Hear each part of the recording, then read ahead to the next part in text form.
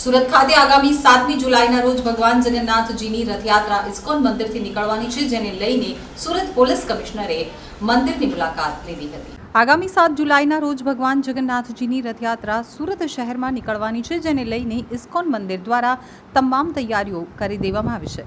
ત્યારે આજે Surat police commissioner Anupamsinh ગહેલોતે ઇસ્કોન મંદિરની મુલાકાત લીધી હતી અને રથયાત્રાની તૈયારીઓની સમીક્ષા કરી હતી।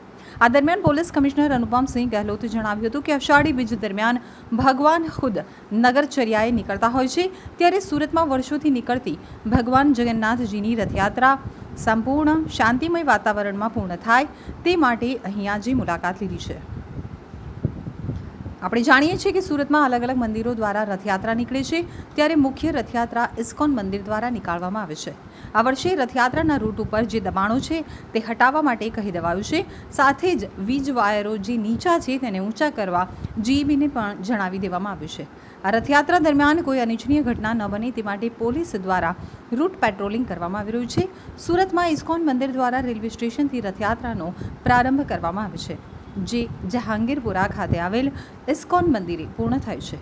આ વર્ષે મેટ્રોની કામગીરી ચાલુ છે, ત્યારે અમુક રસ્તાઓ પર ડાયવર્ઝન પણ આપી દેવામાં આવ્યું છે। આ યાત્રા સુખદ અને શાંતિમય વાતાવરણમાં પૂર્ણ થાય તે માટે સુરત પોલીસ દ્વારા તમામ તૈયારીઓ કરી દેવામાં આવી છે। 7 જુલાઈના રોજ અષાઢી બીજના રથયાત્રા નીકળવાની છે અને સુરત શહેરમાં ઘણી બધી યાત્રાઓ છે, જેમાં મુખ્યત્વે આપણા ઇસ્કોન મંદિર से जो यात्रा નીકળે છે આ મેન યાત્રા તરીકે જો અહીંયા ઓળખાય પણ છે અને જેમાં લગભગ લાખોની સંખ્યામાં શ્રદ્ધાળુઓ દર્શન કરવા માટે ભગવાનના અલગ અલગ વિસ્તારોમાં રહે છે।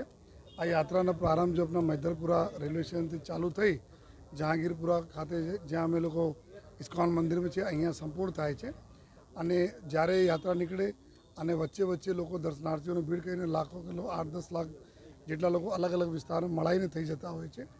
તો એના તૈયારીના ભાગરૂપે આજે અમે લોકો વિઝિટ કરી જોઈએ અને આવી રસ્તાઓ ઉપર બી અમે લોકો એક રૂટ પર જો પેટ્રોલિંગ અને કોઈ સુધારા વધારાની જરૂરત હોય, કોર્પોરેશન તરફ से કોઈ રોડ રસ્તાનું ઠીક કરવાની જરૂરત હોય, જીબીના કોઈ બીજ વાયરોને ઠીક કરવાની જરૂરત હોય, એના બધાની ચકાસણીની કામગીરી ચાલુ છે અને આ યાત્રા ખૂબ સારી રીતે સંપૂર્ણ એકદમ ધાર્મિક માહોલમાં પૂર્ણ થશે એવી અમે લોકોના પૂરી આશા છે અને એના માટે સુરત શહેર પોલીસ કટિબદ્ધ હોય છે।